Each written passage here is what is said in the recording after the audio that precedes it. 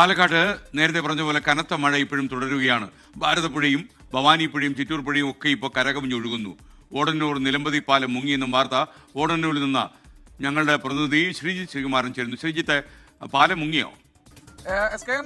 ഒരു മഴ വന്നാൽ ഏറ്റവും ആദ്യം മുങ്ങുന്ന കോസ്വേ ആണ് പാലക്കാട് ഓടന്നൂർ കോസ്വേ. ആ കോസ്വേയിലെ ദൃശ്യങ്ങളാണ് നമ്മളിപ്പോൾ കാണുന്നത്. ഇത് പൂർണ്ണമായി വെള്ളത്തിനടിയിലായിട്ടുണ്ട്. ഇപ്പോൾ ആളുകൾ ഈ വെള്ളത്തിലൂടെ ഒഴുകി വന്ന തേങ്ങയും മറ്റുമൊക്കെ എടുക്കാനായി അപ്പുറത്തോട്ട് നടന്നു പോകുന്നുണ്ടെന്ന് മാത്രമേ ഉള്ളൂ. അല്ലാതെ വാഹന ഗതാഗതം പൂർണ്ണമായി നിരോധിച്ചിരിക്കുകയാണ്. ഇത് മറികടന്ന് വന്ന ഒരു കാറാണ്. ആ ദൃശ്യങ്ങളാണ് നമ്മൾ കാണുന്നത്. ആ കാറ് കുറെ നേരമായി അവിടെ നിൽക്കുന്നു. അതെങ്ങനെ നിൽക്കുന്നത് എന്താണെന്നത് നമുക്ക് ഈ കുട്ടികളോട് ചോദിക്കാം. ഈ കുട്ടികൾ ഇതാ വരൂ. ഈ മോൻ എന്താ പറ്റിയ മോനെ? കാരണം ആ കാറ് ഇങ്ങനെ പോകുമ്പോ അത് നമ്മളത് പറഞ്ഞൊന്നുമില്ല. നമ്മൾ ഇങ്ങനെ നല്ല സ്പീഡിൽ പോയപ്പോ അവിടെ താഴെത്തിയപ്പോൾ സംഭവം ഓഫായി പോഞ്ഞു.